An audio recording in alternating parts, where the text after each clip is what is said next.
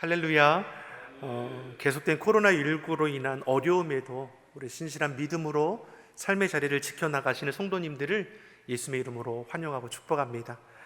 각자 삶의 자리에서 늘 시간과 장소를 구별하여 예배하시는 그 심령과 가정에 하나님의 예비된 은혜와 평강이 풍만할 줄 믿습니다. 오늘은 9월 둘째 주일이자 우리 교회력으로 보면 창조절 셋째 주일로 지키고 있습니다. 만물을 창조하신 하나님의 영광을 기념하는 절기를 우리는 지금 보내고 있습니다. 천지를 창조하신 하나님께서 코로나19로 오염된 이 땅을 고쳐주시고 새롭게 하실 줄 믿습니다. 우리를 지키시고 도우시는 하나님과 동행하며 시대의 어려움을 이겨나가는 주의 성도들이 되기를 예수님의 이름으로 축원합니다. 또한 우리가 9월은 치유와 회복을 위해서 함께 마음 모아 기도합니다. 나라와 민족을 위해서, 또 교회와 예배의 회복을 위해서, 우리 가정과 자녀를 위해서, 우리 경제와 산업의 치유 회복을 위해서 계신 곳에서 힘써 기도해 주시기 바랍니다. 특별히 이 기간에 내가 속한 구역 식구를 생각하면서, 선교회 식구를 생각하면서, 위원회 우리 식구를 생각하면서 우리 기도해 주시고, 잘 있는지 또 전화를 통해서도 교제 나누시고, 어려운 중에서도 주님 안에서 믿음의 공동체를 세워갈 수 있기를 간절히 바랍니다. 베드로는 이제 베드로 전서를 통해서 로마의 박해로 고난 가운데 처해 있는 이 그리스도인들을 위로하고 고난을 이겨낼 수 있도록 이제 권면을 했습니다. 지금의 고난으로 잠깐 근심하게 되지만 믿음의 시련은 불로 연단한 금보다 더 귀해서 주님 앞에 서게 됐을 때 칭찬과 영광과 존귀를 얻게 될 것을 말씀합니다. 너희가 당하는 고난은 고난으로 끝나는 것이 아니라 소망이 있고 약속이 있는 고난이라는 겁니다. 그러니 고난에 지지 말고 은혜 안에서 말씀 위에 굳게 서서 고난을 이겨낼 것을 말씀하는 것입니다. 지금 우리의 삶이 참 그러한 것 같습니다. 코로나19라는 이 외적인 고난으로 우리 삶의 위기가 찾아왔습니다. 나라도 위기이고 산업과 경제도 위기이고 우리 가정도 위기입니다. 이로 인해 우리의 삶이 참 근심되게 되었습니다. 이런 위기 속에서 불평한다고 원망한다고 위기가 해결되는 것이 아닙니다. 우리는 말씀을 기억하며 고난에 묶이는 것이 아니라 은혜 안에서 말씀 위에 굳게 서서 믿음으로 고난을 이길 수 있는 삶의 자세가 되어야 할 것입니다. 우리의 삶을 주관하신 하나님, 우리 인생의 나중을 아시는 하나님만을 의지할 수 있기를 바랍니다. 아버지 하나님께서 이길 힘을 주시고 우리 나라, 우리 교회, 우리 가정을 지키시고 도우심을 믿습니다. 우리 각자 계신 곳에서 우리 이렇게 고백했으면 좋겠습니다. 하나님께서 지키시고 도우십니다. 하나님께서 지키시고 도우십니다. 우리 한 번 더 힘써 고백해 볼까요? 하나님께서 지키시고 도우십니다. 하나님께서 지키시고 도우십니다. 아멘. 그리고 이어서 베드로 후서를 통해서는 내적인 고난을 대비할 것을 말씀합니다.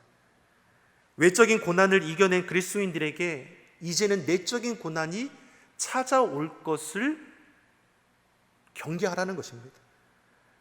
다시 말해서 믿는 자로서 영적인 싸움이 시작되는 겁니다.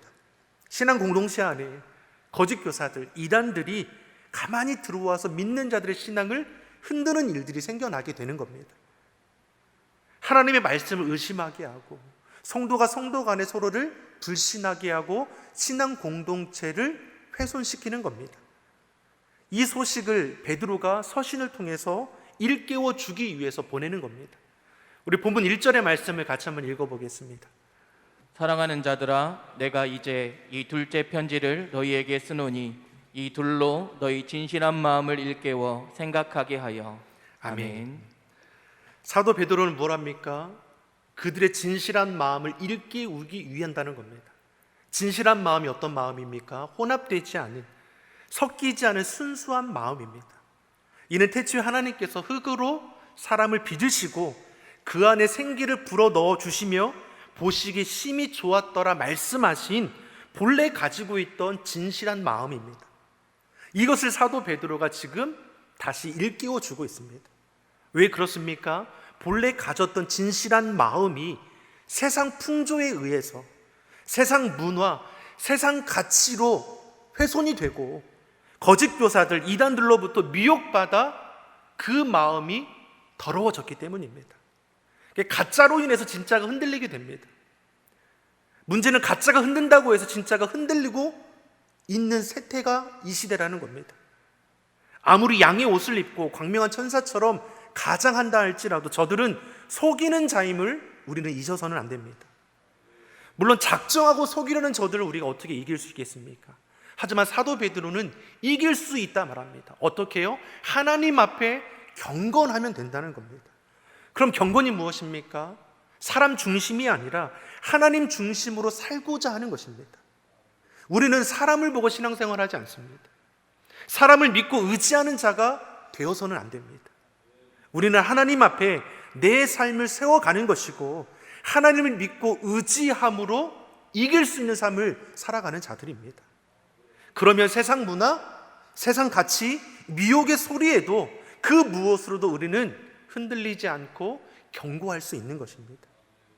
사랑하는 성도 여러분, 주의 말씀을 가까이 하시기 바랍니다. 우리 마음밭을 매일매일 가꾸시기 바랍니다. 말씀에 씨를 뿌리고 기도로 물을 주고 예수님의 마음을 품어서 성령의 열매를 맺어갈 수 있는 우리 주의 성도 되기를 간절히 소망합니다. 우리 이렇게 한번 따라해 보겠습니다. 말씀을 심고 기도로 물을 줍시다. 말씀을 심고 기도로 물을 줍시다. 아멘. 말씀을 심고 기도로 물을 주십시오. 매일매일 말씀의 묵상의 은혜를 나누시고 매일매일 받은 말씀의 은혜를 붙들고 기도의 자리로 나아가시기 바랍니다.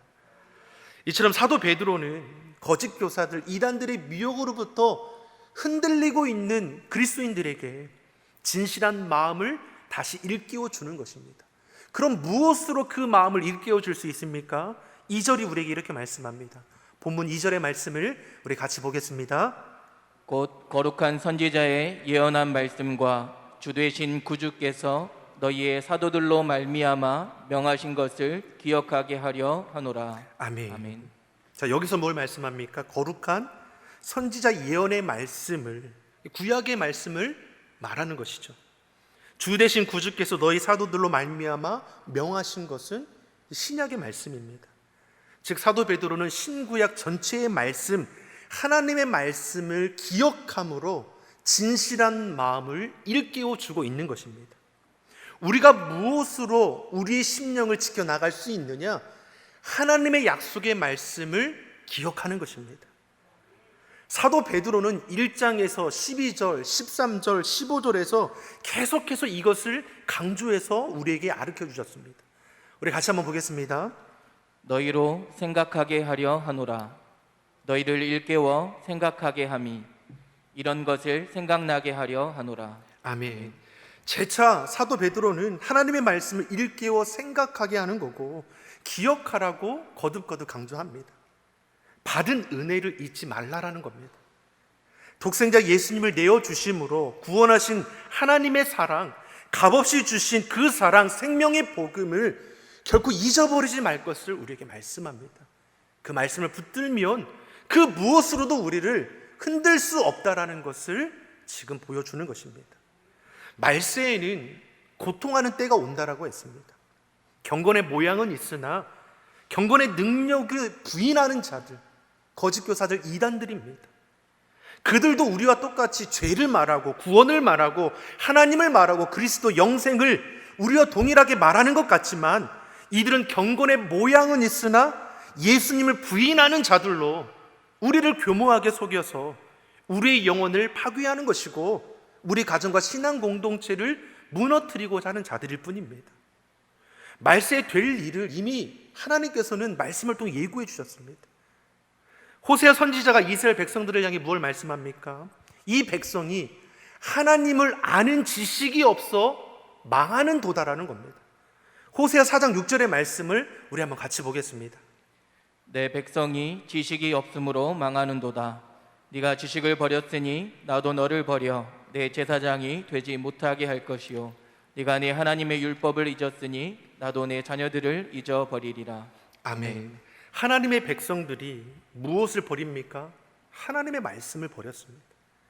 하나님의 말씀을 떠났습니다. 생명의 길을 떠나서 멸망의 길로 나가는 어리석은 자들이 됩니다. 사랑하는 성도 여러분, 하나님의 말씀을 우리는 마음에 품고 늘 그 말씀을 묵상하며 되새길 수 있기를 바랍니다. 우리의 신앙과 우리의 삶을 지키는 방법은 하나님의 말씀을 간직하는 것입니다. 하나님의 말씀을 기억하는 것입니다. 그 말씀을 붙들고 기도하기를 쉬지 않는 것입니다. 다윗도 무엇을 우리에게 고백합니까? 주야로 하나님의 말씀을 묵상하는 자가 복이 있는 자라는 겁니다. 하나님의 말씀을 중심하는 자는 외적으로 오는 고난이나 내적인 고난이나 능히 이길 수 있음을 우리는 깨달아 알아가는 은혜가 있길 바랍니다. 이어서 3절 4절이 우리에게 이걸 말씀합니다. 3절 4절의 말씀을 우리 같이 보겠습니다. 먼저 이것을 알지니 말세에 기롱하는 자들이 와서 자기의 정욕을 쫓아 행하며 기롱하여 가로되 주의 강림하신다는 약속이 어디 있느뇨? 조상들이 잔후로부터 만물이 처음 창조할 때와 같이 그냥 있다 하니. 아멘. 이제 거짓 교사들, 이단들이 가만히 들어와서 믿는 자들을 미혹하지 않습니까? 하나님의 말씀을 의심하게 하여서 그 말씀을 떠나도록 하는 것입니다. 이들이 말세에 예수님께서 다시 오신다 말씀하신 이 재림의 때, 마지막 때, 종말의 날에 뭐라고 말씀합니까? 이 날이 오겠냐는 겁니다. 사랑하는 성도 여러분, 이 날은 하나님께서 감추어 두셨기 때문에 우리는 언제인지 알지 못합니다. 근데 안다고 주장하는 이들이 있지 않습니까? 이단들입니다. 1992년 10월에 휴거된다고 하는 그 담임 선교회가 있었습니다. 말도 안 되는 거지만 이들이 미혹되어서 가진 것을 다 탕진하고 삶을 포기하는 이들 안에 일어나는 것을 우리는 기억해야 합니다. 이날에 휴거가 일어났습니까? 아무 일도 없었습니다. 여러분, 미혹의 소리를 물리치시기 바랍니다. 이 날은 아무도 알지 못합니다. 오직 하나님께서만은 알고 계시는 것입니다. 한술 더 떠서 우리 안에 어떤 이들도 있습니까? 자신이 재림 예수라고 주장하는 이들이 있지 않습니까? 문제는 말도 안 되는 이들의 주장을 믿는 자들이 여전히 있다는 겁니다.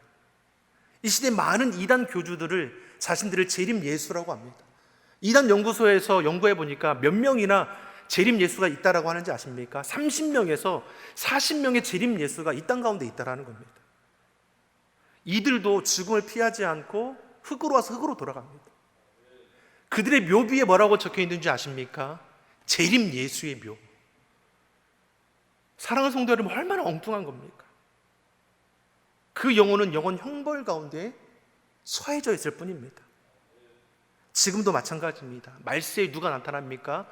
기롱하는 자들, 조롱하는 자들이 득세하는 겁니다. 이들이 주의 강림, 예수님 다시 오심에 대해서 조롱하고 있습니다. 그날이 언제 오겠느냐? 예수님께서 오기나 하는 거니? 이렇게 조롱하는 것입니다. 초대교회 성도들 중에서 예수님의 가르침을 직접 받은 자들도 있고 예수님께서 승천하신 것을 목격한 자들도 있습니다. 그리고 예수님이 다시 오신다는 약속을 의심하지 않습니다. 모진 핍박과 박해 속에서도 결코 흔들리지 않는 믿음으로 삶의 자리를 지켜나갔습니다. 근데 그 시간이 한참 지나게 되면 어떻게 됩니까? 예수님이 다시 오실 때를 기다리며 삶의 자리를 지켜나가는 것 같지만 여전히 아무 소식도 들려오지 않습니다. 여전히 삶은 고단하고 예수님의 말씀의 때는 오지 않고 있습니다. 그때 그러한 마음의 틈을 틈타서 사단의 미혹이 일어나게 되는 것입니다. 도대체 언제 오느냐는 겁니다. 너희가 이렇게 힘들고 고통 가운데 있는데 오셔도 진작에 오셔야 할 예수님은 다시 오지 않는다는 겁니다. 하나님의 말씀을 의심하게 하고 하나님의 말씀을 떠나게 하게 하는 것이 거짓교사 이단들의 미혹인 것입니다. 사랑하는 성도 여러분, 헛된 것에 마음 빼앗기지 않기 바랍니다. 한 가지의 마음이 의심이 되면 자꾸 어떻습니까? 더 큰 것으로 우리의 마음을 흔들어 놓는 것입니다. 나아가 성경이 증거하는 창조와 심판까지도 흔들게 되는 것을 볼 수 있습니다. 우리 본문 5절과 6절의 말씀을 같이 한번 보겠습니다. 이는 하늘이 옛적부터 있는 것과 땅이 물에서 나와 물로 성립한 것도 하나님의 말씀으로 된 것을 저희가 풀어 잊으려 함이로다. 이로 말미암아 그때 세상은 물의 넘침으로 멸망하였으되. 아멘. 거짓 교사들, 이단들, 조롱하는 자들이 하나님의 말씀을 훼손시킵니다. 죄로 가득한 노예 시대에 하나님께서 홍수로 심판하셨습니다. 죄의 삭은 사망이라는 것을 하나님께서 보이셨습니다. 이 세상은 한시적이고 영원한 나라, 하나님 나라를 소망 가운데 살아가는 자들이 되라고 우리 안에 역사하셨습니다. 세상이 주는 성공, 세상의 가치가 화려하게 보이지만 이것은 한시적인 기쁨이고 만족이라는 것을 우리로 알게 하셨습니다. 풀은 마르고 꽃은 시들지만 세상 영광은 마르고 떨어질 때가 온다는 것입니다. 그러나 하나님의 말씀이 영원하다라고 하셨습니다. 이 사실을 거짓 교사 이단들이 의심하게 합니다. 그래서 세상살이, 세상 속에서 만족하며 살아가도록 하는 것입니다. 하나님의 은혜는 잊어버리게 하여서 하나님 없이도 얼마든지 살아갈 수 있는 인생이 되게 한다는 것입니다. 이 시대가 그러하지 않습니까? 세상 문화, 세상 가치에 현혹하여서 그것을 취하지 않고는 실패한 인생처럼 우리를 미혹하는 것입니다. 참된 가치, 생명의 말씀을 간직하고 있음에도 불구하고 이것을 내어버리고 헛된 것을 쫓아가는 이 시대에 많은 연약한 자들이 있지 않습니까?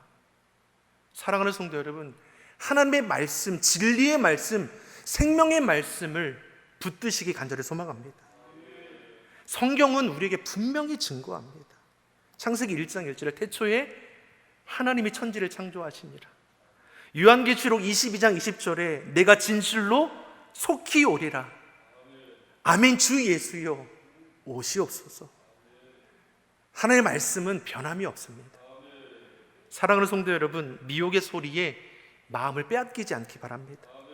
하나님께 주신 약속의 말씀을 기억하고 간직하여 이 말씀을 붙들고 승리하기를 예수님의 이름으로 축원합니다.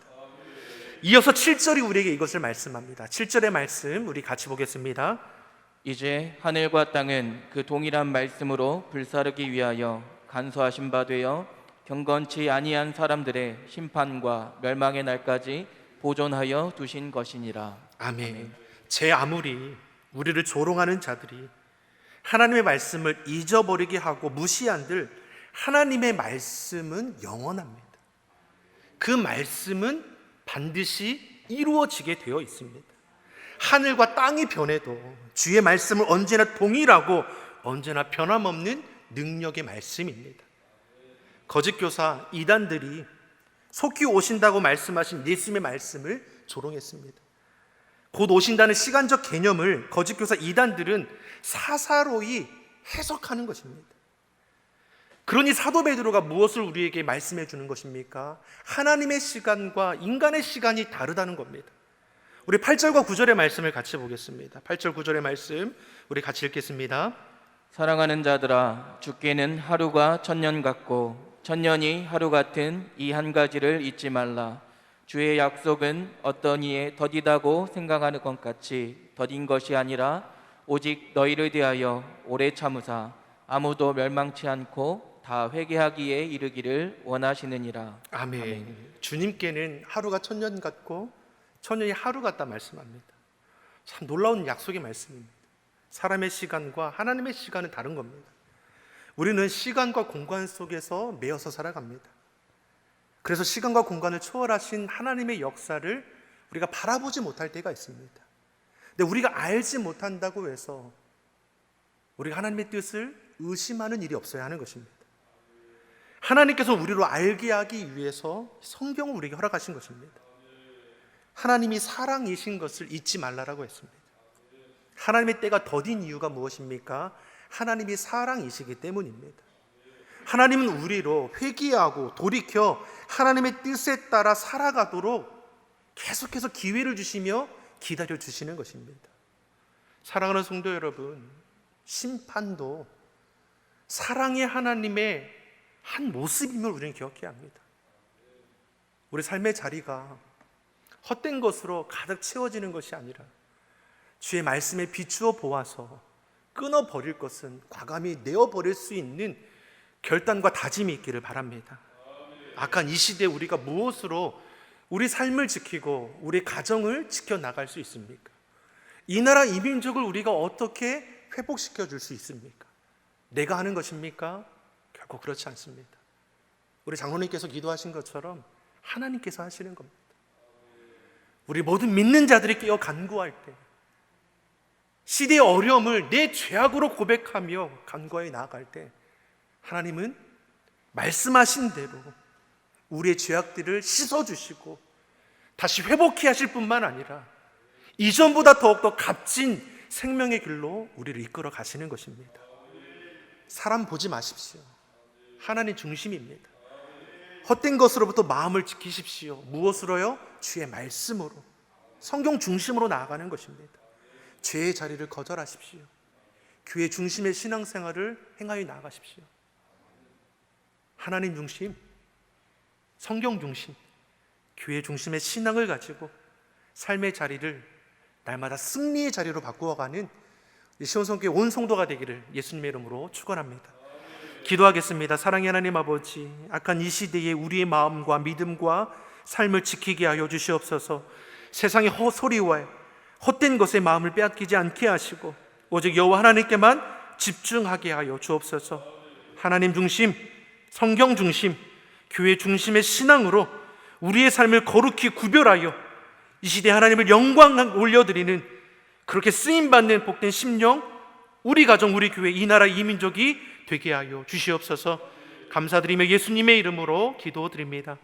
아멘.